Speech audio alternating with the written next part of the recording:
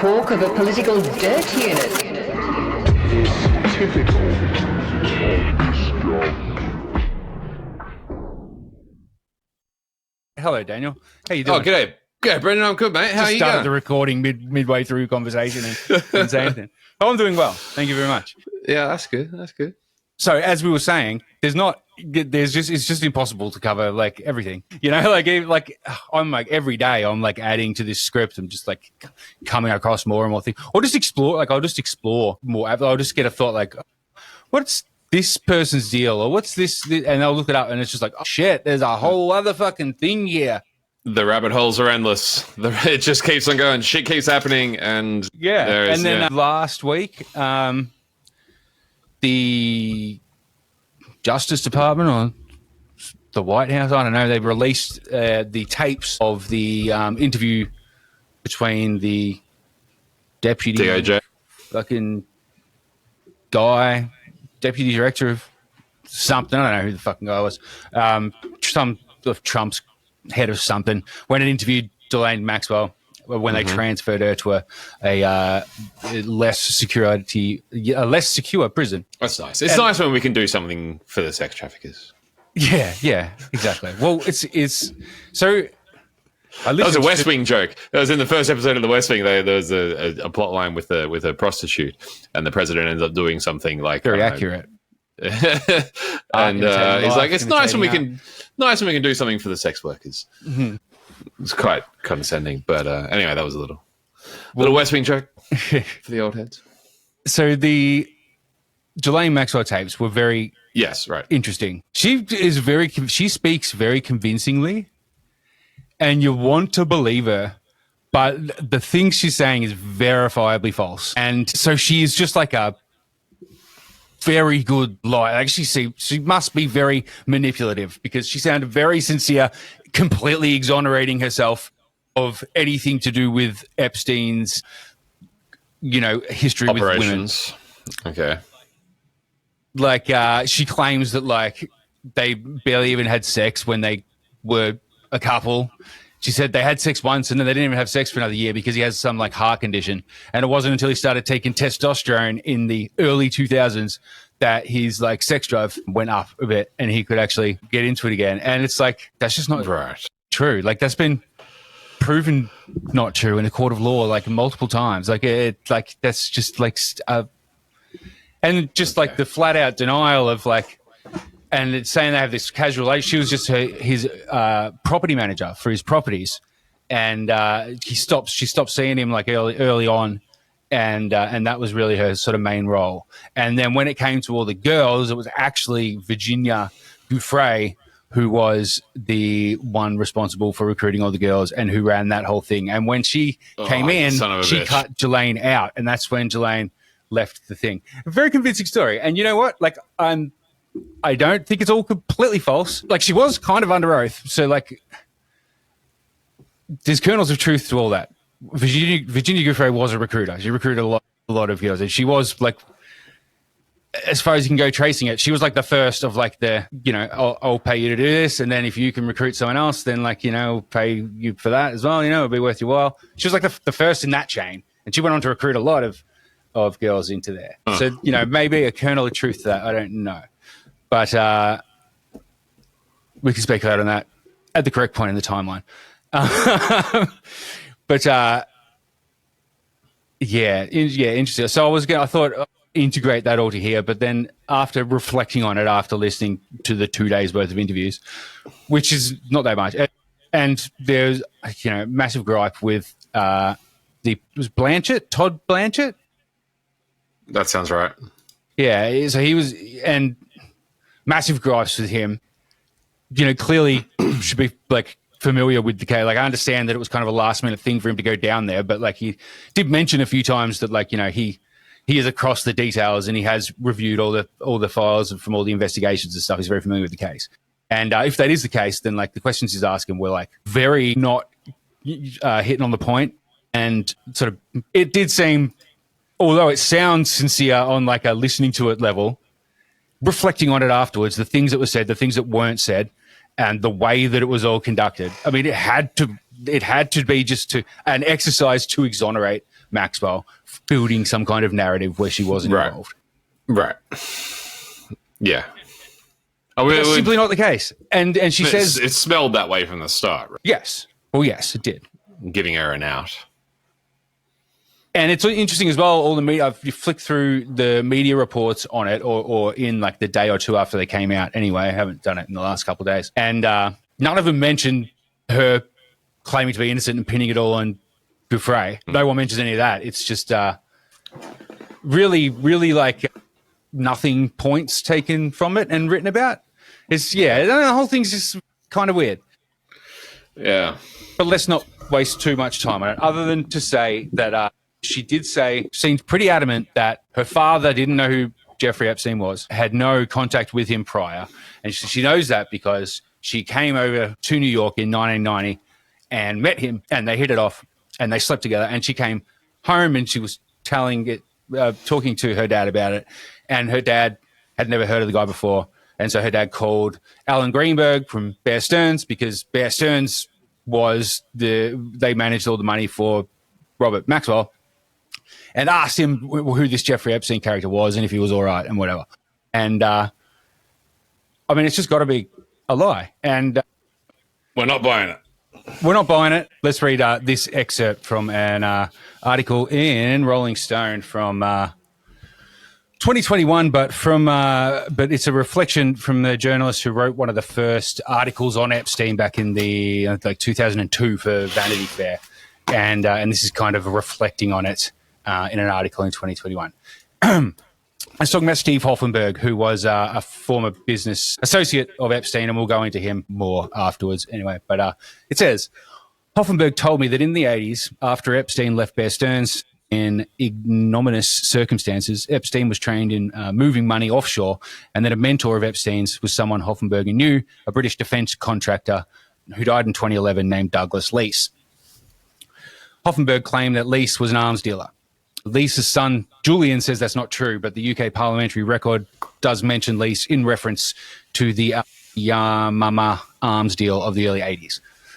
I remember distinctly that in our first meeting, Hoffenberg told me that Leese was pivotal in understanding Jeffrey's MO, because Leese had introduced him not only to aristocratic Europeans, but to all sorts of people in the arms business, including the late Turkish-born businessman Adnan Khashoggi, and allegedly the late media mogul Robert Maxwell. First, I found a lawsuit filed by Leese in Florida in which he asserted that he was involved with various highly confidential business enterprises, including businesses in the United States, some of which involved governmentally involved or other highly confidential business projects. Second, a source who requested anonymity because of the sensitivity of what was discussed told me that Epstein had invited the source to join him and Leese on a private jet trip to the Pentagon in 1981. Leese's son, Julian, told me that his father was a mentor of sorts to Epstein in the 80s and was totally shocked that Epstein would have pretended not to know him. So why Epstein's silence on Leese? And was his denial about knowing Robert Maxwell equally meaningless? And what about the spy stuff? Hoffenberg told me that Epstein had said he'd worked on several projects with Robert Maxwell, including solving Maxwell's debt issues. Epstein had also told Hoffenberg that via Maxwell and Leese, he was involved in something that Hoffenberg described as national security issues, which he says involved blackmail, influence trading, trading information at a level that is very serious and dangerous. So I think Ghislaine, I think you're talking shit.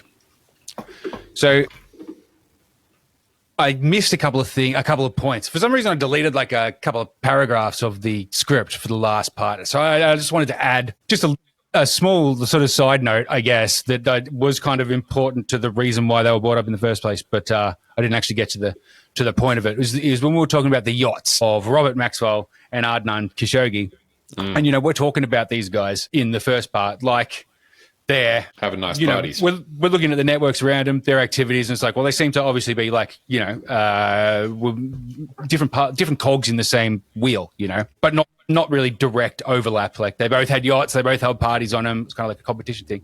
But Maxwell's yacht was Adnan Khashoggi's brother's yacht that he bought off Adnan Khashoggi's brother, and then Khashoggi had to sell his yacht, and Trump bought it and named it the Trump Princess. Just interestingly, the Maxwell's yacht, the Lady Ghislaine, is currently owned by Rupert Murdoch's ex-wife, who bought it in 2017 off a Saudi businessman that bought it off Maxwell after he died, or off Maxwell's estate after he died.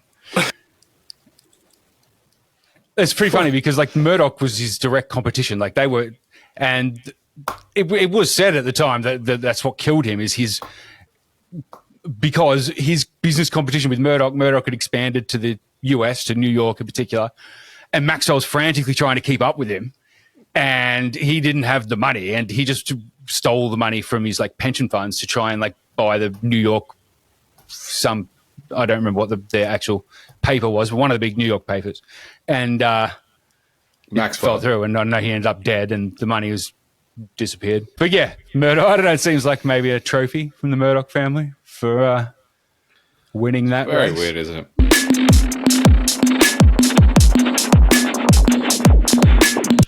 So we looked at the 80s, and I'm going to go back on a little bit of the 80s in a little bit, but we're moving into the 90s now. And so by 1990, this old guard we spoke about, the titans of the privatised Cold War, they are operationally fucked.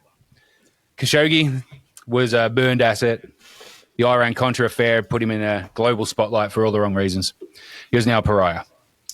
More importantly, his primary financial laundromat, the criminal bank BCCI, was under intense investigation everywhere and just 1 year away from its collapse. Khashoggi was hemorrhaging cash, selling off his key assets like his prized super yacht, which was snapped up by an ambitious young New York real estate guy who renamed it the Trump Princess. His European counterpart, Robert Maxwell, was at the absolute peak of his public arrogance and secretly his private desperation. He spent 1990 in a very expensive, high-profile bidding war for the New York Daily News. That's the one. Looked like a power move, but it was a bluff. He seemed like a frantic attempt to grab new assets he could leverage against the crushing mountain of debt that was about to bury him. Is that the one whose name you were trying to remember before? Yes. New York Daily News. That doesn't ring any bells for me. Do you know that one? No? No. Whatever, But, doesn't matter. well, they think of it. That's probably why you went fucking under. Yeah. Yeah, exactly. Well, I'm guessing it probably went under with him. Buying shitty newspapers. There was one more thing that I wanted to mention at the start here, because it kind of fits in with last time, but I didn't find it until after we had recorded. And that was this, and I actually think it was the New York Daily News that this was from. And it's from like a social column. So it wasn't like a news story, but it was just written in the social column. And it's called The Donald Sans Shoes. It says everybody at the party aboard British media mogul Robert Maxwell's yacht Wednesday night had to doff their shoes before boarding the plush carpeted Lady Ghislaine. Maxwell insisted, and his guests cooperated, including Donald Trump, minus Ivana, who has a much bigger yacht and was happy to compare notes with Maxwell. So the interesting part about this is not that Trump is there, but it's the other people on there. So this is May 1989. The Iran-Contra thing started in I think it was 87, 88 when the Tower Commission was going on. And that was this guy, John Tower, headed the Tower Commission. It was like whatever the equivalent of like a royal commission here, into the Iran-Contra affair. And that had laid that all on the table and it ended up, temporarily sinking Khashoggi. Which is why the rest of the guest list of this party is really fucking interesting, because there were John Tower, guy from the Tower Commission. Maxwell was part of the Iran-Contra thing. Yeah. I remember you sent me something about this before, right? Yeah, that's right. Then there was ex-Navy Secretary John Lehman, now with Payne Webber, which I think is a PR firm, maybe? I'm not actually sure. Of Lawyer, the Lehman Tom Brothers? Boland, literary agent Mort Janklow, UN envoy Thomas Pickering, Peter Kalikow, owner of the New York Post, Ghislaine Maxwell, and his niece Helene Atkin of Macmillan, the publishing house. Interesting guest list. Very interesting guest list. What the fuck's going on there? Like, this is quite a lot. I mean, UN envoy. Yeah, like there's like so much going on there. Why is John Tower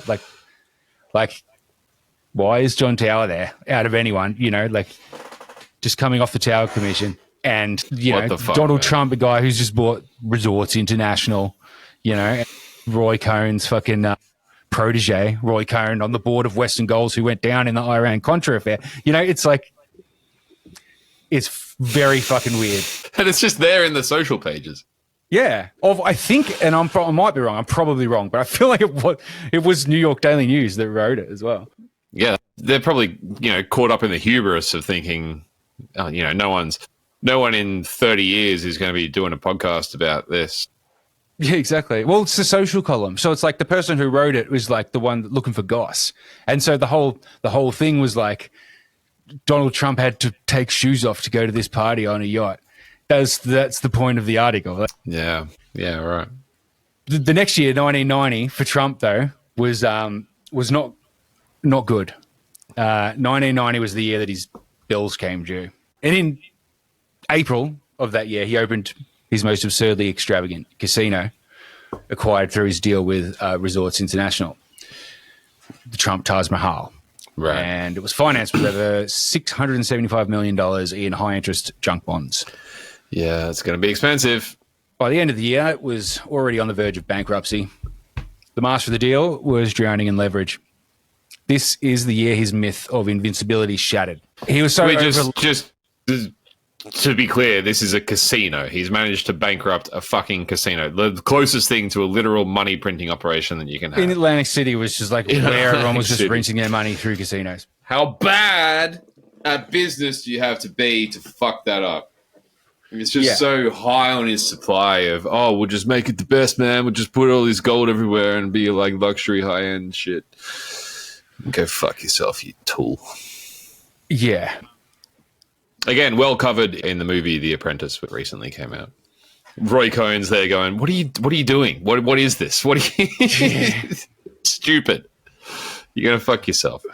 Well, he came out, he survived because he managed to negotiate a deal with all these bondholders. Wilbur Ross, representing Rothschild Inc., bailed him out, basically. And I thought it was the Russians. That was later on. Okay. The Russians, or it was Deutsche Bank. Anyway, Deutsche Bank. Yes, that's what I meant. Bailed him out of this situation. Okay. Later. And later on in the 90s.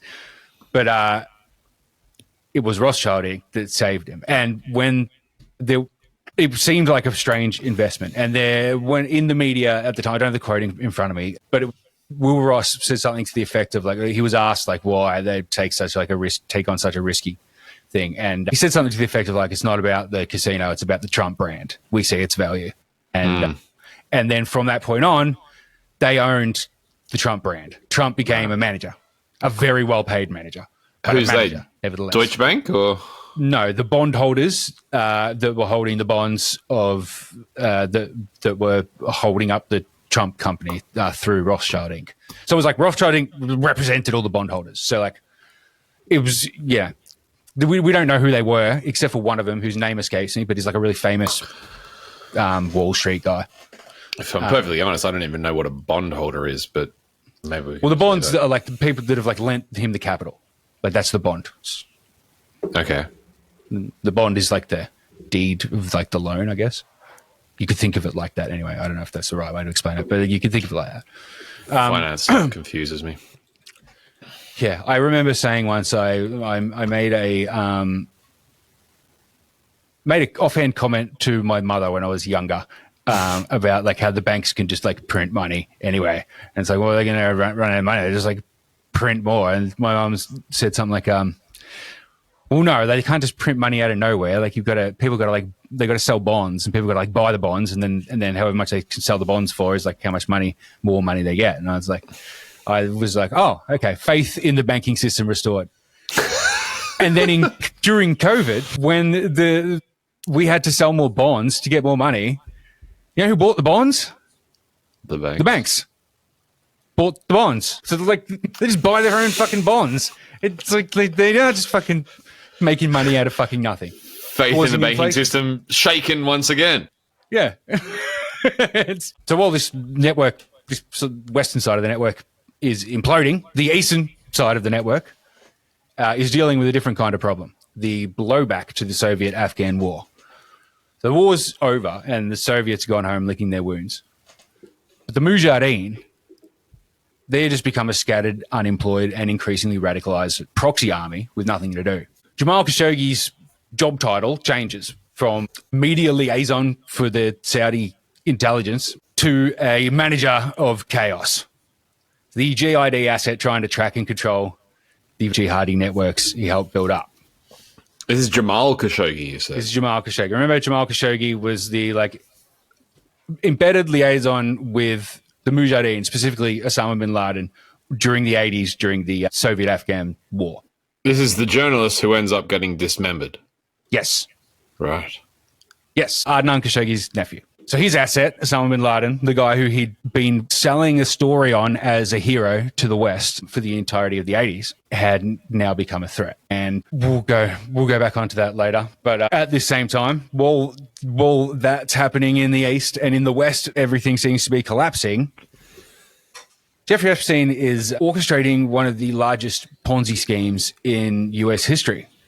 So from 87 to 21, Epstein was a key consultant for Stephen Hoffenberg's company Towers Financial Corporation. The company later became infamous as one of the biggest Ponzi schemes ever in American history. Even though Hoffenberg was convicted and got an 18-year prison sentence, Epstein, who was his on-the-books consultant during that time, was never charged. Hoffenberg is the founder, CEO, and chairman of Towers Financial. He made the company seem like a legitimate debt collection agency. Between 1988 and 1993, Towers fraudulently sold hundreds of millions of dollars in promissory notes and bonds to investors, running a classic Ponzi scheme. Ponzi scheme is basically like a pyramid scheme, you know? There's never really ever anything there. It's just completely fueled on new investors coming in, you know? People invest, and then they got to bring other people in to recoup their money, and the cycle continues, you know? Yes. And the people at the top just end up with most of it. New investments were used to pay old ones, and ultimately this ripped off investors for over $450 million. Hoffenberg pleaded guilty in 95. He got a 20-year federal prison sentence, $1 million fine, and was ordered to pay $462 million in restitution. He was released in 2013 and he passed away in 2022. In one of the first sources for reporting around this, a Vanity Fair article entitled "The Talented Mr. Epstein," it states that he met Hoffenberg in the early 80s in London. No more detail than that, but I just thought it's worth noting that Epstein seemed to be very familiar with high society in London from the very start. Epstein's official job for Towers was a consultant hired by Hoffenberg in 87. He pulled a hefty salary of $25,000 per month, enjoyed a swanky office in Manhattan's villaed houses. Publicly, Hoffenberg and Epstein got involved in aggressive, though ultimately failed, corporate takeover bids for companies like Pan Am and Emery Air Freight Corp. And these bids were reportedly funded with money fraudulently snagged from insurance companies bought by Towers. And I mention those specifically, those two, because those two companies were also implicated in the Iran-Contra affair, Emery, the Air Freight, and Pan Am. This is also worth noting because upon launching the takeover bid for Pan Am, Hoffenberg, in an attempt to boost their chances, informed the SEC that they had an expert consultant on their team by the name of Jeffrey Epstein, who had been familiar with Pan Am for approximately 6 years and was now advising Towers Financial. Now, this is significant because it implies that Epstein has been familiar with, which I presume means working with, through Pan Am since 1981, the year he left Bear Stearns and started working with Douglas Lease, Khashoggi, etc. Pan Am was never just an airline. From its inception, it was an unofficial instrument of American foreign policy, a proprietary asset of the State Department. It was the unofficial flag carrier of the United States. It flew into the most sensitive and strategically important locations in the world. Its routes were often established for the explicit needs of the US State Department and, critically, the intelligence community, rather than for any commercially viable reasons. I don't think I'd heard any of this before. Is this widely known? It's been it's well-documented historical fact that the CIA used Pan Am for decades. You'll find it mentioned in any books about this kind of specific episodes in this whole 30-year span. Its global network of offices provided the perfect non-official cover for case officers operating around the world. Its planes were used to move friendly assets, exfiltrate defectors, and transport sensitive material under the radar. Because of this long-standing deep collaboration, the Iran-Contra network, staffed as it was by career CIA and military intelligence officers, they viewed Pan Am's infrastructure as a friendly and crucially permeable asset to be used. Because the Iran-Contra affair wasn't just about weapons and hostages. The other side of the ledger, as we touched on a little bit last time, was narcotics. The same private air network that was flying guns down to the Contras out of places like Mena in Arkansas, flying cocaine back into the United States, and on the return trips to fund their war. The primary hub for this entire Central South America drug trade was Miami International Airport, and Pan Am was one of the largest carriers operating out of Miami International Airport with extensive routes throughout the Caribbean and Latin America. It does make sense. Like, if you are the CIA, then, yeah, you're going to want this airline thing. And I think Pan Am is a good name for it. If you're doing this global American empire thing, good for them. Yeah. Tick from Daniel. But like many of these covert endeavors, there was some blowback. Destruction of Pan Am Flight 103 over Lockerbie in Scotland in December 1988, which is a direct result of the airline's entanglement in these very networks. The official explanation for the destruction of that flight was that it was an act of state-sponsored terrorism by Libya. And that's a politically convenient explanation that is, it seems to me, to be verifiably false. Like, there's a massive body of evidence compiled by very serious investigative journalists or investigators, including those working for Pan Am's own insurance company, which points to a deeper story. The theory... It's not Libya. No. The theory, which is not without foundation, suggests that a rogue DEA/CIA unit was allowing a Syrian-backed Palestinian terrorist group to run a heroin smuggling route from the Middle East into Europe and the US using Pan Am flights. The drugs were allowed through in exchange for intelligence on other terrorist groups. And this route, though, was compromised. The terrorist group, allegedly working on behalf of Iran, then decided to switch the drugs for a bomb. The baggage containing the bomb was allowed onto the plane because the compromised airport security believed it was part of the drug smuggling operation. This has been the subject of multiple books, most notably one called The Maltese Double Cross, which was also made into a documentary complete with whistleblowers giving testimony. Watching this documentary really drills home how serious this was treated in Britain at the time. It was one of the most brutal terrorist attacks in Britain in living memory, and it was a national crisis. It was so important that the Prime Minister herself was deployed on scene to contain the fallout. What struck me as odd, though, watching the documentary, was that the official speaking to the media at the scene was not a press secretary or any kind of government minister or police chief or officer or like diplomat. It was a young Navy helicopter pilot in uniform. And I'm going to play a clip, and we'll hear him speak in this clip. But he wasn't the only odd presence on the scene of the crash, the day of the crash, as a local Scottish journalist will explain before the helicopter pilot says his piece. The woodwork very early on. Within a matter of 3 hours, there were American accents heard in the town. Over that night, there were large numbers, by which I mean 20, 25, 30 people arrived. The next day, as somebody commented at the time, that's subtle. There was a whole bevy of people walked down the main street with blue wind cheaters and baseball hats with FBI on them. But there were a lot of other Americans in the town over the first 12 hours that weren't wearing FBI wind cheaters. I don't know who they are. I know who some of them were, and they certainly weren't tourists. In the morning, when more cameras have arrived, it is the turn of the dignitaries, a junior prince, and the Prime Minister herself.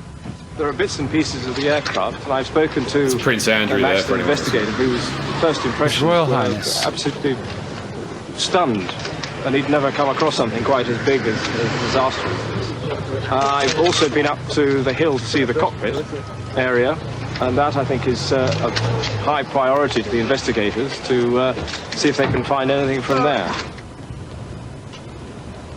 very moving indeed, because there are a lot of personal possessions that you can see scattered about. Speculation is also there with Margaret Thatcher, who talks like this, because it's a very serious plane crash that's just happened. Well, yeah, to be clear, so, 270 fatalities, 243 passengers, 16 crew, and 11 people on the ground. Yeah, it was big. But I do find it very interesting that His Royal Highness Prince Andrew happened to show Epstein's mate, right? Well, is that where you're going? Later on, allegedly. But actually, this is probably the right place in the timeline to mention this, because in 2011, when there was a bit of controversy about Andrew coming and meeting Epstein in a park in New York in like 2010, and his former, like, I think it was like his chief of staff or his private secretary or whatever he calls it, said in an interview at the time that he'd met Epstein in the early 90s. Which, lines up with this point of time that this whole sort of network starts taking form and going into action. Not long after this. But I find it really interesting that he's the one who's here on the scene and speaking this. Like, he's just like a Navy helicopter pilot at the time. Like, he's not like he doesn't have any like official government titles or anything. But here he is cleaning up this mess. And we'll get back onto Andrew later, because I've got some thoughts about him, but it's not for now. Okay. So when Hoffenberg claimed that Epstein had a 6-year existing relationship with Pan Am, I don't think that's just a minor detail, because it implies that Epstein was already a trusted player in the very murky world of state-sanctioned logistics, narco trafficking, and deniable operations that Pan Am had come to represent. It would fit. I wouldn't say it would make sense, but it would fit. So in many interviews after his release and in court filings, Hoffenberg consistently claimed that Epstein wasn't just a subordinate or a consultant, but he was his uncharged co-conspirator and the real architect of the scam. Hoffenberg explicitly said that Epstein was totally in the mix, actively helping to set up the Ponzi scheme. He also alleged that Epstein had a detailed plan to exploit Towers financially, to illegally fund a global financial powerhouse, specifically targeting clients who likely wouldn't report their losses. Hoffenberg and other victims tried to sue Epstein multiple times for restitution, arguing that the very basis of Epstein's wealth came from their stolen Ponzi scheme funds. But these attempts were shot down due to the statute of limitations. That's interesting there. Exploiting the idea that they wouldn't report their losses. That's playing on the psychological game, right? Like playing on their ego and the fact that, we can. And it's the same mode of operation that he does with the girls, after this. Okay, yeah. Targets people in situations where they will be less likely to make a fuss about it. Epstein's time at Towers Financial seems to have been a pivotal period, serving as his final exam where he really nailed two different kinds of shady finance. From Khashoggi and lease, he learnt the art of geopolitical black money, the slow, patient movement of funds for intelligence ops and arms deals. From Hoffenberg, he picked up the skills of a high-velocity Wall Street fraud, the fast, aggressive mechanics of a Ponzi scheme. This combo turned him into a uniquely dangerous and versatile criminal. He left the company in 91 and was able to walk away completely unharmed from the collapse of Towers Financial in 93. While the source of Epstein's wealth has been a hot topic of speculation, ranging from Maxwell's stolen pension funds to gifts from Leslie Wexner, it's clear that his involvement with Towers Financial played a big part in building his fortune. Now, nature abhors a vacuum.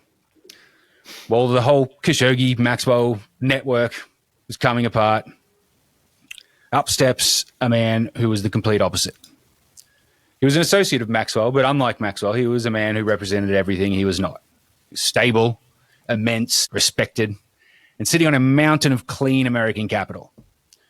His name was Leslie Wexner. He's tried to paint himself as a naive billionaire who got sucked in by Epstein. But the data doesn't lie, and the data shows a sophisticated, deeply ideological, architect-tier player that claims to have been possessed by a demon as a child, and it's been living inside him ever since. Was that demon the ruthless pursuit of profit and capital accumulation? Yeah, I think that's what he was getting at. Wexner is the retail king of middle America, the self-made billionaire behind Victoria's Secret and The Limited. He also built his own bloody town, New Albany in Ohio. Massive 4,000-acre, top-down, master-planned community. Wexner was a founding member of a highly secretive club of the wealthiest and most influential Jewish business leaders in North America. Formally established in 1991, this circle is known as the Mega Group. And its founding members are a who's who of the writer class, the Bronfman family, Lauren Titch of CBS, hedge fund titan Michael Steinhardt, and Les Wexner himself. Also, I think Steven Spielberg. I think I read that somewhere. The whole exercise here is looking further than Israel for common driving forces with this whole thing. So I would be naive to just leave it at that. So I did some more digging. And I had to ask the question, what other formal group or body, aside from Israel, could bind these men together? And perhaps unsurprisingly, its members were not just wealthy, they were major funders of key nodes in the Atlas network. They very much were providing the financial muscle for the Mont Pelerin Society's crusade. And this is the absolute heavyweights of the early 90s Atlas network scene, the American Enterprise Institute, which is the intellectual command center for the entire neoconservative project. The Manhattan Institute, this was the think tank that authored Rudy Giuliani's broken windows doctrine when he was mayor of New York in the 90s. In Canada, the Fraser Institute, which is the primary vehicle for the Bronfman family's influence. The whole thing was a coordinated international ideological machine. And of all these institutions, one stands out in particular to me, the Hudson Institute. And we're going to take a little detour and quickly explain. Yes, please. The Hudson Institute was founded in 1961 by physicist and military strategist Herman Kahn. The real life Dr. Strangelove. Like literally, Dr. Strangelove is based on Herman Kahn. Not sure if this is where it's going, but Epstein obviously had an interest in physics and that kind of stuff. I'm not seeing much physics. Like, I'll get into his science stuff in a sec, but like, it's really confusing and weird. Epstein's or Epstein, yeah. Kahn's? Yeah, right. Like, I know he's like, it says to like be like into physics, especially when speaking about like the early days type stuff, like the Dalton School and stuff. It's always mentioned that he was like into physics or was teaching physics or something. But none of his like sort of scientific philanthropy seems to be concerned with physics. Yeah, I think I see it more in terms of just like intellectually, like that enjoying the numbers game kind of thing. Oh yeah, totally. So, the Hudson Institute's entire purpose from inception was to provide the high-minded strategic justification for the most ruthless policies of the American empire. Ugh. The Hudson Institute, to jump ahead in the timeline, is where the idea of Iraq having weapons of mass destruction came from. Oh, no shit. An idea of what they do. But before that, their most famous and terrifying contribution, written by the Rand Corporation, was a book on thermonuclear war. In it, Kahn argued that nuclear war was not only thinkable, but winnable. This was the ideological DNA of the Hudson Institute. Its function was to normalize the unthinkable and provide the intellectual and moral framework for a permanent high-stakes posture of nuclear brinksmanship and global military dominance. Throughout the Cold War, Hudson served as the primary intellectual engine for the military-industrial complex.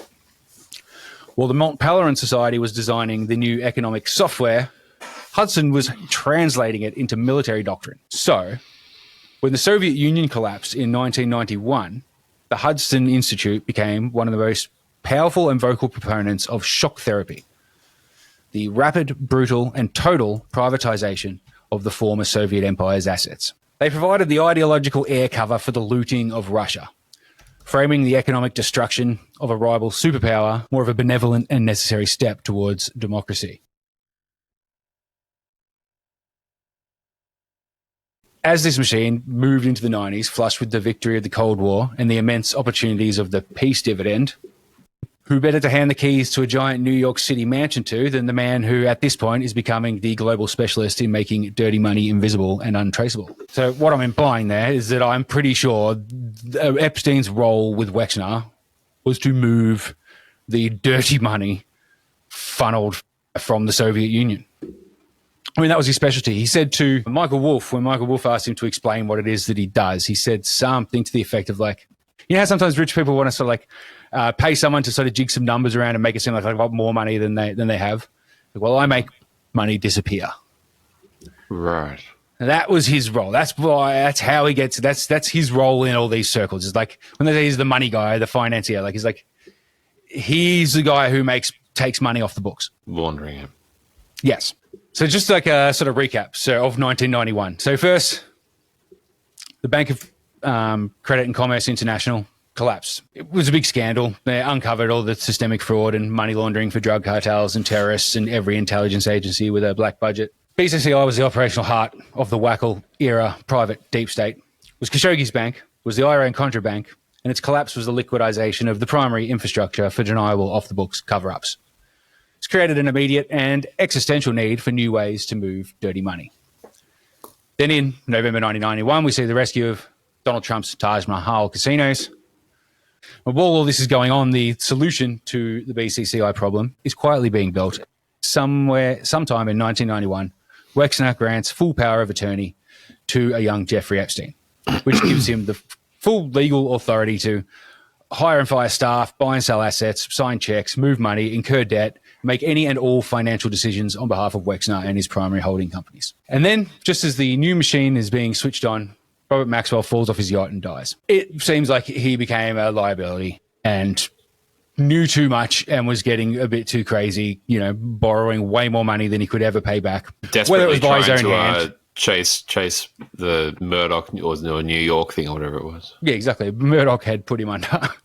Yeah. So whether it was by his own hand, by accident, or by a helpful little nudge off the yacht, it was operationally.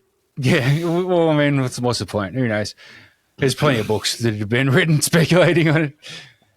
It was very operationally convenient to this whole thing. It cleared a messy, unpredictable, and over-leveraged player from the game. But more importantly, his death was the trigger that released his most valuable asset into play. And immediately following her father's death, Ghislaine Maxwell moves to New York and forms a deep public partnership with Jeffrey Epstein. And so this is what it looks like by the end of 91. The board's been completely reset. The old, messy, foreign-based infrastructure of Maxwell and Khashoggi is swept out the way. And in its place stands this new, streamlined, American-centric machine with a clear command structure, Leslie Wexner and the mega group. And you've got Epstein as this financial manager. And then you've got Maxwell as the operational manager. And that was her role. I mean, she says in the testimony, in her interview thing that recently came out, that she was the property manager. But it's like she was just like the operational manager of whatever Epstein was doing that day or whatever. But so the point is, this is all in place in 1991. This is very important because that means, especially with the context of like the Hudson Institute and these members of the mega group being major donors to the Hudson Institute, this entity is now perfectly positioned to exploit the chaos and opportunity of the end of history, the final collapse of the Soviet Union, which happened in the last weeks of 1991. The fallout went like this. So during the late 80s and into 1991, the Western neoliberal economists, particularly those tied to the Mont Pala and Atlas Network nexus and institutions like Hudson, and also the economics department of Harvard and the Chicago School, they began to formulate their shock therapy doctrine. Their argument was a gradual transition from communism to capitalism was impossible, and the only solution was a rapid, overwhelming shock to the system. Instant price liberalization, mass privatization, and severe austerity all slammed through at once. And this is in the Soviet Union, you mean? Well, this was in America. This is American. This was Atlas Network think tanks, and Harvard and the Chicago School. This is where this idea came out of and was pushed. The political opening arrived between August and December in 1991. There was a failed hardline communist coup against Gorbachev, which shattered the old Soviet power structure and created a massive vacuum. Out of that chaos, Boris Yeltsin emerged as the dominant political figure in Russia. Desperate for Western support and, crucially, ideologically open to a radical economic solution, by late 1991, with the Soviet Union officially dissolving, Yeltsin swiftly assembled a team of young, Western-oriented reformers, most notably a bloke named Yegor Gaidar. Oh. Then came phase 3. The Harvard boys arrive. In late 1991, early 1992, the Harvard boys showed up. Immediately following the collapse, a team of economists from the Harvard Institute for International Development, led by Andrei Schleifer, operating under the high-level patronage of Lawrence Summers, later would become one of Jeffrey Epstein's best friends, swooped into Moscow. Right. They were officially there to advise the new Russian government on its economic transition, backed by millions in funding from the US Agency for International Development, USAID. They quickly became the primary architects of this whole economic policy. The shock itself hit on January 2nd, 1992. This was the moment the switch was thrown from the Yeltsin government.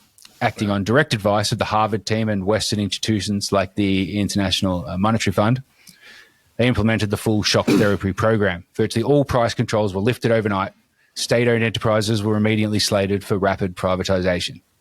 Yeah, so I don't know if this is, this is probably where it's going, but this is, the emergence of the Russian oligarchs and everything, right? In the wake of the collapse of the Soviet Union. Yeah. You come in and go, okay, well, I'll just buy this oil company then, and I'll buy this gas company, and I'll buy this everything, and that's... So this is phase 5, the looting. Right. Yes. So this was a period of mass-scale asset stripping, and it ran from 1992 to 1995. Mm-hmm. So the immediate result of shock therapy was hyperinflation, which completely wiped out the life savings of all ordinary Russian citizens. Into this vacuum, they then introduced the privatization voucher program from 92 to 94. Every citizen was given a voucher, theoretically representing their share of state industry. But in the ensuing chaos, a small politically connected group of insiders, the proto-oligarchs, most of them with deep ties to the old KGB and organised crime, they were able to buy up these vouchers for pennies on the dollar. And they consolidated vast industrial portfolios. Yeah. The final most brazen act of this plunder was the Loans for Shares scheme in 1995.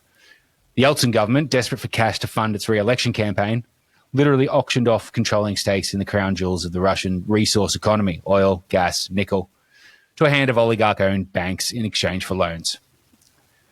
The auctions were rigged from the start, and the state conveniently defaulted on the loans, permanently transferring the nation's immense wealth into the hands of a small group of private individuals. And he's sort of suggesting that this is because of the Harvard people who came in and said this is how you should do it? Or yeah, I'm saying it was directly because of the Harvard people coming in and saying this is how you should do it. Right. This shock doctrine was they literally came to Russia and advised the Yeltsin government on how to do it and saw it through. Just fucking privatize it, mate. Just let the rich people just make more rich people. It'll trickle down. Trust us. It'll trickle down. Let's just concentrate the entire country's wealth into less people than you can count on two hands. I wonder if they made any, if there was an element of miscalculation there, and if they were used to doing it in America, or if they just, and then Russia was like a different environment, a different sort of context, and they, this was, or if it is exactly what they wanted. This is exactly what they wanted. Let's say this was cooked up by the Hudson Institute in the late 80s in collaboration with Harvard. And this is off the back of the Reagan and Thatcher years. So it's they brought in libertarianism into the West, into America and the UK, and this whole privatization, globalize the economy thing. And then they took it to the extreme and brought it to Russia. It seems like it's just a way for this, the top of the capitalist class to, basically it's take over territory, Yeah. But the point is, by laying out this timeline, is that the primary window for the creation of this vast illicit capital was 1992 to 95. Okay. And the timing, it can't be a coincidence. It aligns perfectly with Epstein's activities coming into this group, given his mission by Wexner and the Megacorp, who were funding the think tanks that and universities that came up with this whole shock doctrine thing and implemented it. You know, it can't be a coincidence. And they just give this guy who's like the most qualified person in the world at the time to move illicit money around. And they just like fucking Wexner gives him full power of attorney, multiple giant properties. And just for what? So he can fucking bring some young girls around for a fucking party? No.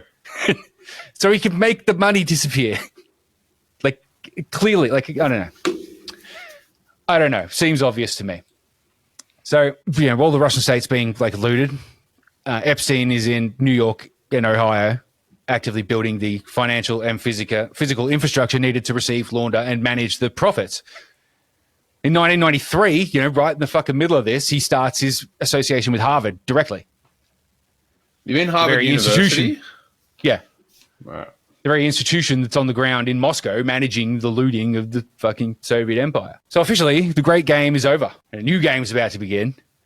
The giant war chest. Thanks to the plundering of the Soviet Empire. I mean, well, they already had a giant war chest before that. I mean, Russia's the biggest fucking country in the world. Yeah. They get all of those natural resources. Fuck me. I mean, that's what it ultimately boils down to, right? It's like natural resources. Yeah. Yeah. And just like, well, I think it's like, you know, business opportunity to like open up new markets. Yeah. And that, of course, you know, there's lots of factors, but yeah, it's all of it. So this is when like Epstein sort of starts to come into his thing, you know, he's finished his sort of like, you know, his apprenticeship and he's got his degrees, getting some momentum going. Yeah. And he's got the backing now of Wexner and Mega Group, and this one starts to take form. So it seems like he's got sort of like two arms or three arms, I guess, of what he's doing. You got like, you got the moving money. You've got also like gaining political clout. And then he's also getting in with like science. So like, it's hard to say that like none of like, this is always spoken about as like separate things in any like reporting and stuff, but you know, it just doesn't make sense for it to be like separate. I don't know. It gets weird. So politics, right? It's a bit more normal. He's got his new machine, but it's sitting in the garage. He needs to plug it into the mains.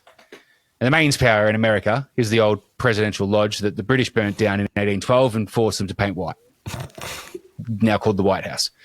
So the election of Bill Clinton in November 1992 was a perfect entry for someone like Epstein with near limitless capital.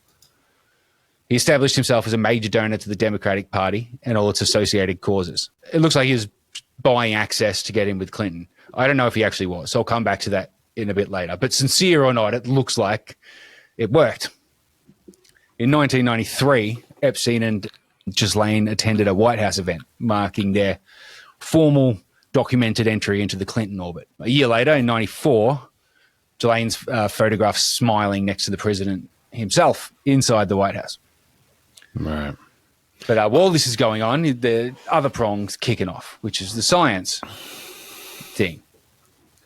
So it seems like he wasn't just looking to influence politics. He was looking to also influence the people who were building the future, the scientists. But it wasn't just like feel-good philanthropy. It looks like it was a strategic investment into technologies and philosophies of human control. The ideological roots of all this, you know, seems rooted in like the same shit the same eugenics shit that was coming out of the roundtable groups when they were happening. And, you know, and also the same shit that is these days coming out of like these like weird like Silicon Valley tech cults that are like popping up. Talking about like eugenics and transhumanism, behavioral science, all that stuff.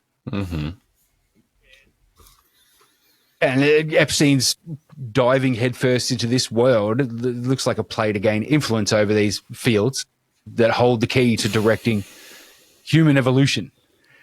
It's the old South African dream updated with a fancy Harvard fucking, I don't know, class sweater or whatever they fucking wear at Harvard. Epstein set up a bunch of not-profit foundations.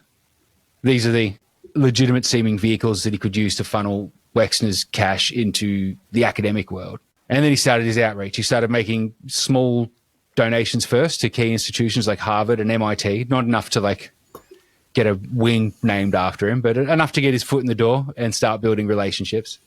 Get some scientists doing what he wanted. Yeah, and most importantly, to start talent spotting.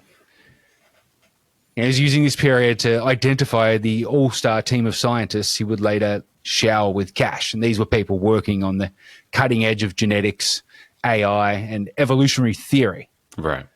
And he was building a very interesting roster. Yeah, I mean, there's a world in which this is a cool thing, you know? Like this guy, like if you have the ability to make money and then you build this little entourage of scientists, you can do good shit. That'd be nice. But he was not a good... I know, that's not the world that we live in, of course. That's not this world. But there is a world in which that happens and, you know, we get cool stuff. But no, sadly. Now, and then in 1993 as well, he bought his least infamous property. And it's one that 90% of people don't even realize he had. But I would argue that it's probably the most important of them all, and certainly the most sus. And that's called Zorro Ranch in New Mexico. Do you know anything about this place? You ever heard that he owned a ranch in New Mexico? I know of a ranchy thing. I don't know if that's the one that I'm talking about. I'm thinking more of like a suburban development kind of thing. That's probably not the one. No, so he owned his properties were the 71st Street mansion in New York, the island, Little St. James, which he owned. He also owned the island Greater St. James next door, which is like 10 times bigger. Yeah. And he owned Zorro Ranch. So Zorro Ranch, the core of this property, a sprawling 7,500 acre ranch in New Mexico, bought by Epstein in 93. He bought it from the family of the then governor of New Mexico, Bruce King. Mm-hmm. It's a significant detail right there. He later expanded the property to nearly 10,000 acres and gave himself a greater buffer zone. He was leasing grazing land off state land. It's in a remote area near Stanley, New Mexico. It's about 45 minutes from Santa Fe. It's a natural fortress, and it's easily monitored and secured. The main residence, built by the previous owners, the King family, it's a massive 26,700 square foot mansion. But Epstein's additions, the interesting bit, he built a private airstrip and a helicopter pad. But on the property, away from the main residence, was its own town, full of guest houses and outbuildings. There's a general store. And there's even a fire station with a fire truck. We don't want things to burn down. Designed to be the local town for the house on the property. And interestingly, you can't get to this town. There's very tight security on that property, or even after his death. But even if you got to the town, you still had to pass through another load of security to get to the house and gates and stuff. It's like a separate property within this town of this larger property. There was even a small oil rig on the property. It seemed to be designed to fully be its own self-contained thing, including digging for resources. Witness testimony consistently paints a picture of the ranch's interior as a deliberately constructed environment of psychological disorientation and control. The decor was described as porn chic, animal print rugs, faux fur throws, photographs of nude women everywhere. It's a deliberate aesthetic designed to erode conventional norms and create a sexually charged, morally ambiguous environment from the moment a guest arrived. Then you have the weird, anomalous artifacts, each with some like weird symbolic or psychological function, like the now infamous painting of Bill Clinton in a blue dress and red heels, lounging back in the Oval Office. That's where that was. There's also a human-sized chessboard with his staff members' heads on the fucking chess pieces. Settle down, Jeff. One of the rooms, I believe it was like the pool, where the pool was maybe, or a room near the pool. It had a giant wall-sized painting of a naked Ghislaine Maxwell. And it even had a giant custom shower designed to accommodate 8 people. But the most interesting features are the not so often reported ones, like the underground office. Epstein had constructed it. I say office in inverted quotes. And I mean, no one knows what the fuck it was because there's not many pictures of it. But Epstein had it constructed. There's a giant soundproof multi-room office complex underneath the main residence, and it also had data centers in it. There's also alleged to be an extensive tunnel system running beneath the property and connecting other parts of the property that have like buildings on it. And because it was for sale, there is a real estate listing of it with pictures of the interior. Okay. The real estate listing for the property. It is a fortress. I'm Darlene Street with Sotheby's International Realty here in Santa Fe, New Mexico. Please enjoy your tour of this lovely property today. Fucking hell. Like the fucking ridgeline boxing it in.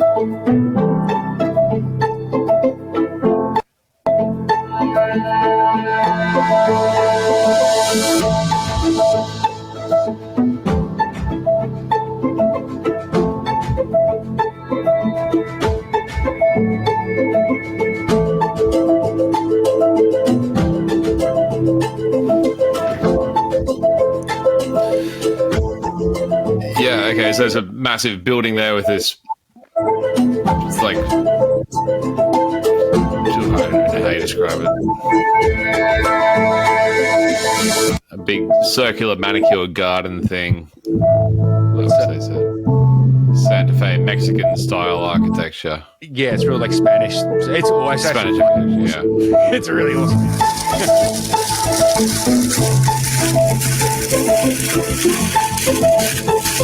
Nice. Modest little water feature there. Yeah. Outdoor chessboard. Chessboard.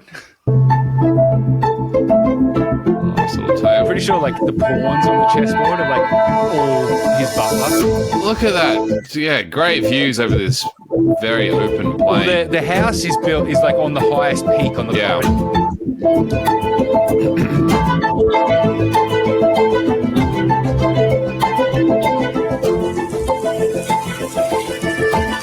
Bit of a courtyard thing.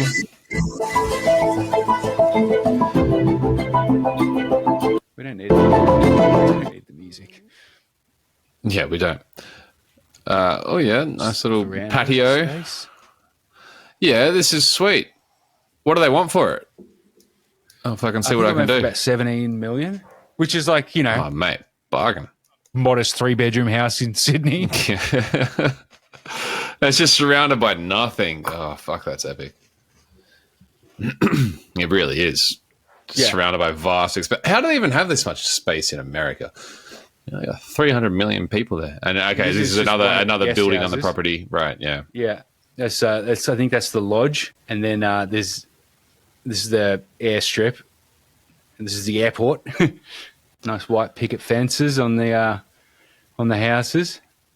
Nice Perfect for whatever the fuck he was doing. A little horse ranch or something. Yeah, well, he had horses. They had a whole staff. Like that town was like filled with staff who had to be there full time. Right. Like they had, because he leased grazing land off the state. He had to have a herd of cattle. Right. So there had to be someone there managing that. So what was the function of Zoya Ranch? Well, God only knows. We can only discern what we can from like witness testimony and like reporting. But obviously it's extreme isolation and security made it the ideal location for his non-consensual persuasions. Far from the not far from the like reach of law enforcement, but like the law enforcement were like attending parties there. You know, like they're well aware of the fucking place and they let him do whatever the fuck they want. Multiple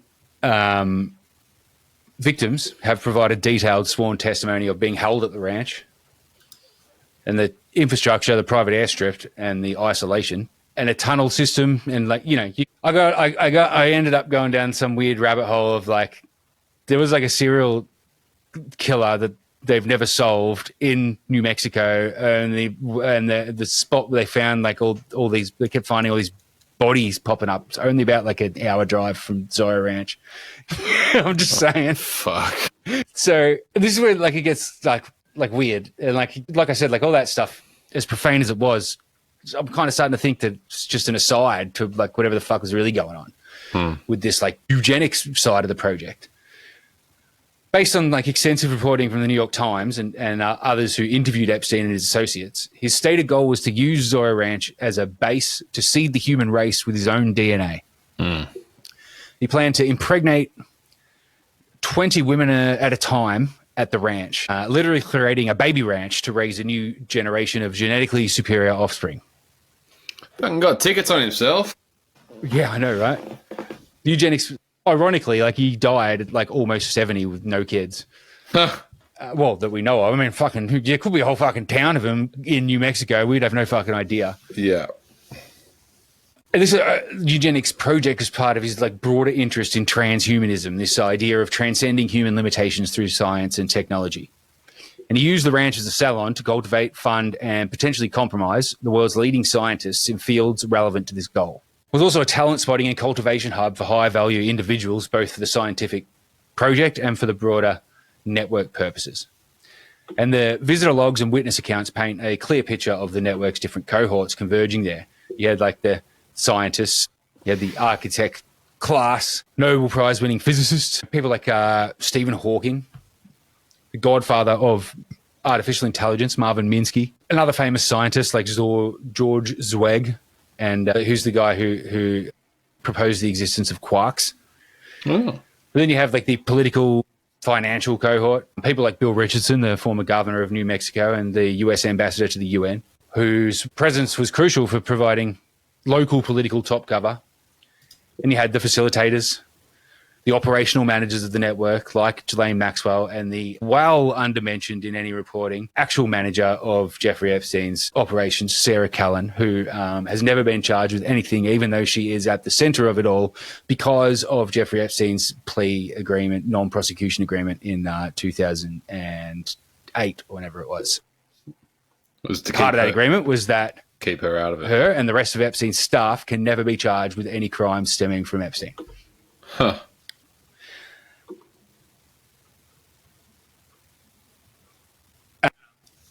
And then, of course, you have the constant rotating presence of the victims, who many, many of them have testified to this in court. When you strip it all back, Zorro Ranch was not a home. Whatever it actually was done in the pursuit of the far grander and frankly far stranger ambition of directing human evolution itself. Fuck. The sheer weirdness of the ranch wasn't incidental. It was the physical manifestation of this network's, what seems to be this network's unsettling ideology. The fusion of perverse indulgence, scientific ambition, and the absolute excise of power. So by the end of 94, this new network is a highly sophisticated dual-purpose machine. It's established political relevance with a direct line to the Clinton White House, and it's established ideological relevance by beginning its systematic colonization of elite science. It was now perfectly positioned as a hub for both the profane world of political power and the supposedly sacred world of scientific inquiry. And that dual legitimacy was the key it needed for the formal acceptance into the inner sanctum of the American establishment. 1995 was the year he started playing with the big boys. Now we're starting to play with the big boys. Yeah. First up, he joins the Council on Foreign Relations. Ugh. Let's be dead clear about what this is. The CFR is the big kids table. It's the central nervous system of the Anglo-American establishment, as we covered, the real-world continuation of the heart of the round table groups, that old Rhodes Milner dream. It's the room where the heads of Wall Street, the State Department, intel agencies, the media, and top academia get together to hash out the grand strategy of empire before they go out and tell their puppets in Washington what to do. I'm not even sugarcoating that. That is literally what the CFR is. Yep. A grub like Epstein, you can't just wander into the CFR. It's not like getting a library card. You have to be nominated and sponsored by multiple powerful existing members, and then your application has to be approved by a secretive committee. This can't have been a clerical error. It has to have been a deliberate, high-level decision to bring him inside the tent. And at that moment, everything changed for Epstein. This CFR membership was his ultimate shield, his ironclad alibi. It instantly transformed him from a mysterious financier with a weird past into a credentialed member of the foreign policy establishment. It gave him the perfect legitimate reason to be meeting with prime ministers, bank governors, and Nobel laureates. More than that, it gave him operational access. He was now in the room for all the off-the-record briefings and private dinners where all the real business gets done. And it didn't just stop there, because shortly after joining the CFR, he was granted membership into the Trilateral Commission. If the CFR is the American head office, and the Trilateral Commission is the next layer out. As we spoke about in our Rhodes episode, it was started by David Rockefeller in the 70s to expand the project and bring the rising industrial powers of Japan and Western Europe into the fold to create one big unified club to run the planet. For Epstein to get into both the CFR and the Trilateral Commission around the same time is an extraordinary detail. And I almost missed it because nobody talks about it. But it tells us he can't have just been seen as some useful domestic operator. He was, or from this point anyway, his value was recognised at the highest levels of the international architect class. So by the end of 95, Epstein's no longer just a dodgy contractor working for rich and powerful people. He's now officially one of them. And his cover story is now perfected. He's a philanthropist, a science patron, a credentialed member of the foreign policy elite. His protection is now institutionalised. An attack on Epstein is now an attack on a fellow member of the club, protected by the same code of silence that protects them all, the Chatham House rules. There's permanent all-access backstage pass to every corridor of power in the Western world. So, while Epstein and his crew were busy worming their way into the heart of the Western world, we have to remember this wasn't just happening in a vacuum. We are tracking the network from its inception, so we need to check back in with the Eastern Theatre. This same period, obviously, we've touched on, was fucking chaos for the East. You have two massive interconnected crises unfolding in the East. You had the looting of the Soviet Union, which we've covered, but also you have the deliberate fracturing of the jihadi network they'd built in the 80s. In the jihadi theatre, the war in Afghanistan was over. The Soviets were gone, as we mentioned. The once heroic freedom fighters were now a vicious, battle-hardened, unemployed army with lots of guns and a radical ideology. The glue that held them together, the common enemy, the Soviet Union, had dissolved. So what happens next? In comes the Great Satan. 1991 Gulf War was the trigger. The decision to station hundreds of thousands of US troops in Saudi Arabia, the holy land of Islam, was seen as the ultimate betrayal by the most radical elements of the movement that the US had funded. Overnight, the United States replaced the Soviet Union as the far enemy. This is where our old mate Jamal Khashoggi's mission evolved once again. His friends in Saudi intelligence under Prince Turki bin Faisal were now staring down the barrel of a catastrophic blowback scenario. They'd helped create a monster, and it was now turning on its masters. His role had shifted into full damage control. His credibility and contact book of the 80s made him one of the only guys who could still maintain a dialogue with this increasingly pissed off and radicalized faction. He started traveling to places like Sudan, where his old subject, Osama bin Laden, had set up a new base of operations and was now openly calling for war against the United States and the Saudi monarchy. Was it a spectacular backfire from the relationship with the US in the 80s, or was it maybe something else? I'm honestly not sure. More on that later. But regardless of how we got there, they now have the perfect deniable global enemy to justify the next 20 years of war and surveillance. Yeah, we're only a few years away from 9/11 here, aren't we? Well, yeah, we're 6 years away. Yeah. What I'm saying is, while the Epstein network was being formally welcomed in to the establishment in the West, the groundwork for the war on terror was being methodically laid in the East. The two wings of Khashoggi's 80s moves were now fully developed and preparing for the global crisis that would eventually require both of their very specialized and very different services. Right. So we've got the machine built, funded, formally rubber-stamped. The assembly phase is over. He's in the establishment. Yeah. This is where things start to get ugly. Okay. Because from 96 to 99, they took this new state-of-the-art machine and ran it at full throttle. This is the high operational tempo, the aggressive expansion phase. For the sake of wanting, people to actually discover this, I can't go into too much detail about the girls. So I'm sort of, that's obviously implied throughout this whole thing. Obviously we've gone into it a bunch, but the gory details is not something I'm going to go into. There's plenty of other places to find all that. But just like when we're looking at a network where the most important connections are the first connections, they're generally the most unobscured connections. They generally happen before people realize that they should probably start covering their tracks. So it's the best way to establish a network, you know. I think the same theory can be applied to witnesses. Now, I am sus on I am sus on a number of the girls that have come forward and in particular profited out of this whole situation from the compensation fund, which we'll get into another time. Because a lot of these people were recruiters as well. Like they were working for him. That's I don't know. It gets messy, and I don't say that to like minimize anything they might have gone through. I just say that to say that like you can't really trust their statements. There's probably a lot of things they're not saying. So I think probably the most important witness statement to look over is the first one, because it's going to be the most unfiltered.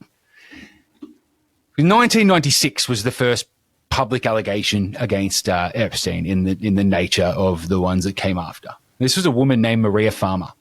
She was an artist from New York, and she made a criminal complaint to the NYPD and the FBI regarding her and her sister's experience of Epstein and Maxwell's sexual misconduct. She's credible, and she's got some interesting things to say. I won't go too much into it, but one little interesting thing that she has to say we may as well listen to. Oh, we can listen to it? In her words. He really needed the money, and Epstein stole that art. And I said, I have to quit. I'm not doing this. And so Jeffrey said, no, you don't want to quit. Listen, let me just get you a different job.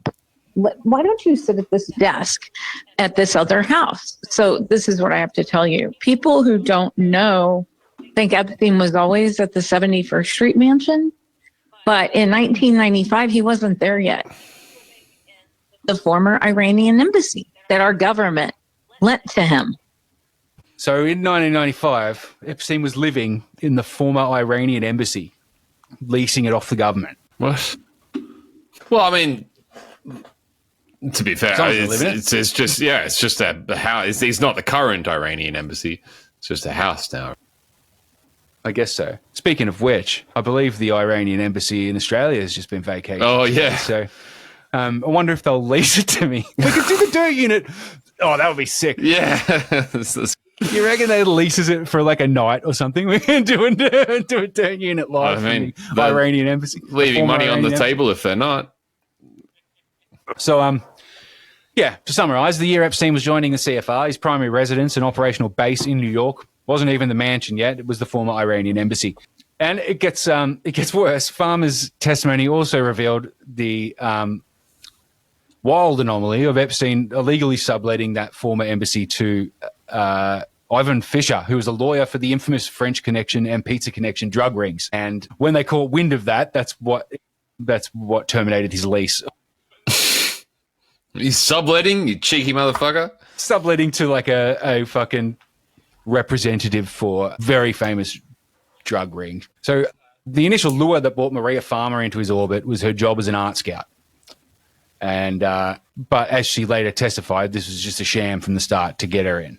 But she details how Epstein and Maxwell would use her to identify a genuinely talented, underground, financially impoverished young artists, people like Damien Loeb and Chuck Bisceglie, and they would acquire their work, and then they would just steal it by not paying for it. They just take people's arts from people they thought might get famous later. It might be worth something. Why not just pay them? You've got fucking millions. Because they're just fucking cunts. But also just use this idea of them having an art scout that's connected into this cool, like, young art scene as like a legitimate seeming reason to be interacting with and cultivating a network of young, vulnerable, and creative people. They got their model scout, they got their art scout. Yeah. But then comes the horror of the summer of 96. So Farmer's younger sister, and so this is what I was saying before, how like the way that he was looking to target people that wouldn't report their losses in his Ponzi scheme. So like he had targeted Maria's younger sister, knowing that she wouldn't want to jeopardize her sister's dream job as an art scout and anything with her new boss by telling on on him for his unwanted advances. So they took her to the New Mexico ranch and assaulted her. And then this is a few months later. She hadn't said anything about this to her sister, but Epstein lures them both out to the sprawling New Albany, Ohio estate of Les Wexner. And Maria initially was like, I can't do it because I've got to babysit my two baby brothers. And so Epstein's like, I'll just bring them along. So Maria, Annie, and their two little brothers lured to Wexner's estate in Ohio under the guise of an art project. But obviously that wasn't what was happening. The real plan was to isolate her and her family in a secure, controlled environment under lock and key. While at the property, Farmer alleges she was assaulted by both Epstein and Maxwell, which is very thoroughly documented in her affidavits and public statements. But I won't really go into any more detail there, but she goes on to say that after the assault, she tried to leave and she was held captive at gunpoint by security. And she became like a hostage at gunpoint in the estate of one of America's most powerful billionaires, Les Wexner. Fuck. While being held captive, in a panic, she called Epstein's New York office, desperately pleaded with the employee she spoke to, a girl named Claire Hazel, desperately pleaded for help, explained the situation, being the man with an assault rifle holding her captive. And Hazel said, I just got a promotion to Zoya Ranch. I'm sorry, I'm going to take the promotion, bye, and then hung up. Reaffirming what I said before, where his staff equally is complicit in all this as anyone else. So 96, he's living in the embassy, renting off the State Department. He already got his business up and running with Wexner, and this legitimacy is secured, joining the CFR and the Trilateral Commission. Later that year, he gets the Boeing 727, the one that everyone calls the Lolita everyone except for Epstein calls the Lolita Express. This was an absolute game changer because it's transformed their operation from a fixed position. Take to the skies. It seems to me like the plane was meant as like a place you could talk business or politics or, stuff that's not going to be monitored and it's going to be off the record. I think that was the main point of the plane. You could move. And also there's always girls offering massages on the plane. You can move the people, assets, anyone across the globe without paper trail of commercial airline tickets or customs manifestos and passport stamps and all that stuff. And then when they're in the air and the doors are closed, the interior was a sovereign extra-jurisdictional place, a flying black site, flying skiff, but almost certainly wired for sound and video by Epstein. Perfect sealed environment for compromised conversations and illicit activities. And in 1998, he bought the final piece of his puzzle, a private island in the US Virgin Islands, Little St. James. Hell. And let's be blunt, this was not a holiday house. Provided another place that he had with an incredible level of secrecy and control. Epstein controlled the security, he controlled the staff, he controlled the supply chain. Through his control of cultivation of the local government, he controlled the political environment. It was the ultimate data collection center. And the proof of this high tempo is right there in the flight logs. You just see a repeated operational rhythm. You can see his shuttle circuit, a constant loop between New York, Florida, the island, and New Mexico. The passenger profile is just as telling. You see Epstein and Maxwell on most of the flights. And you see people like Clinton, Prince Andrew, all these celebrities, financiers you hear mentioned along Epstein's name. They're doing this circuit, these different properties getting picked up at one location and taken to another. But then you also see the currency, a constant rotating presence of young women, often listed on the flight logs anonymously as female, one, or just the first name. This period also marks the apex of the network's access to the Clinton White House. Flight logs and White House visitor logs from this era show multiple visits by Epstein and Maxwell, multiple flights by Clinton. You have to remember the context. The Lewinsky scandal hit in 98. This is a period of high activity with Epstein. I dare say an asset like Epstein would have been a handy tool through that whole period of time.